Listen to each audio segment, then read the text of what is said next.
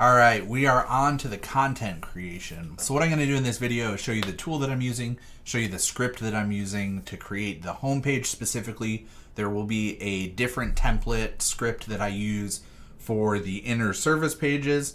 But what I want to get through on this is just show you what I'm doing to create the content on the homepage. So the tool that I'm using is called ZimmWriter. And you can go join their Facebook group. You can watch videos from all sorts of people that have created all sorts of content, use the thing a lot more than I have. I'm not an affiliate. I don't make any money off of this. So I'm not going to give you a link to ZimmWriter. Just search it on Facebook if you're interested, and then join the group, make your decision. But it's a good tool, and you'll see why. So what I really like about this is the ability to give it a complex task. So if you're familiar with Java or Jasper or any other AI writer, you know that the commands are kind of limited. One of the cool things that Jasper came out with was like the commands where you could just like write something like, hey, write a description about this and I make sure to include this.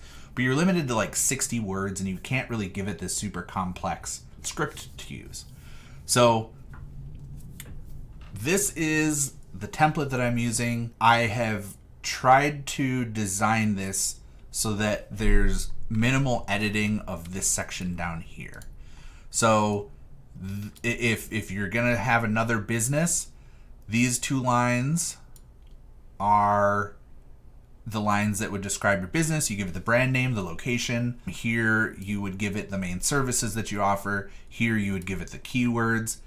And then here you would just reiterate the services. There's probably another way that I could script this out so that it calls this, like maybe if I could use an identifier up here or something. I don't know how to do that with the script yet, and that's not really the point of this. So I'm just gonna go forward with what I have, and I'll work on this and revise it and probably share it in the group at some point. And I'm not the sole creator of this. I'm using some of the ideas and concepts that I've seen other people using. So like I've been tweaking this based on everybody's feedback in the group. It's a great group. Again, join it, whatever. But for the sake of this, we'll move forward using what I've got. So I'm telling it, pretend you own a junk removal business in Aurora, Illinois. The name of your business is Junk Removal Aurora. And then I give it all the stuff that I want to include. And you can pause it and read through this. It's pretty self-explanatory. I want an H1.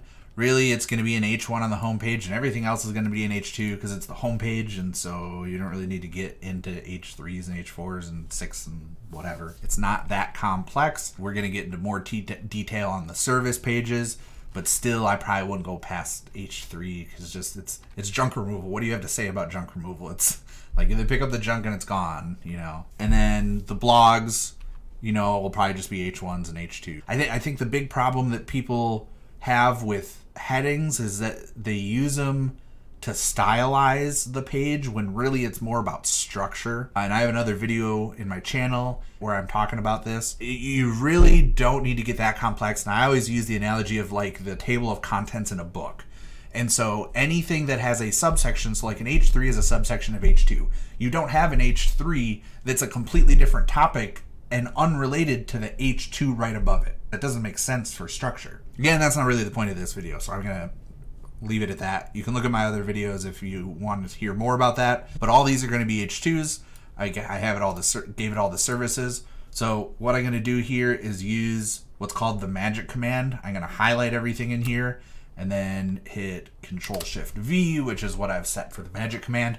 And now this will generate the content for me. Generally, this takes a couple minutes when you're asking for this much content. It has to read it, process it, depending on how busy the OpenAI API is. It just can take a minute. So I'm going to pause it here and we'll come back in a second.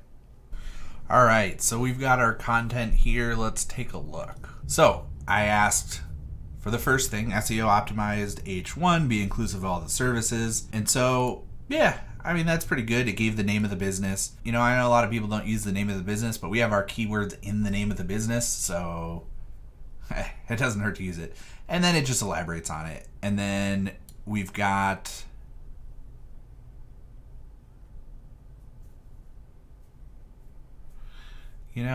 it did not give me a call to action. That's interesting. So I've seen it do this a few times where it like leaves something out, That's not a big deal to me. A call to action. So I'll show you. I've got a template that I'm already set up and using, and so I think I'll probably use like this as the call to action. But anyway, let's go back here. So it gave me a little paragraph under the H1. Captivating. Yeah, interesting. But, I do like this. Because I told it that it's a website, it's actually tagging everything as H2s. So the output that it gave me, this is actually HTML output. If I copied and paste this and throw that in there, it's actually given me the HTML since I said I was writing it for a website, which is cool. So there's little things like that. Because it understands what you're doing, because I told it, you are writing this for a website. You are write website content. And so that's exactly what it did. So like a lot of these, you could just copy and paste this in. Depending on how you build it, whatever. We're not going to get into that too much. But it very clearly identifies what this is. So this is a paragraph. Why choose Junk Removal Aurora? Junk Removal Aurora is the perfect choice for your junk removal needs. We provide quality services that are fast, reliable, and affordable. Our experienced team of professionals. I'm not going to read the whole thing. But this looks pretty good. Again, I'm trying to do this modifying as little as possible from the output. Not that I'm suggesting that you should always do that. I fully support modifying the content. That's not what I'm trying to say. I'm just trying to show that if it's good content, Google doesn't care. That's the whole point of this case study and being transparent with all this.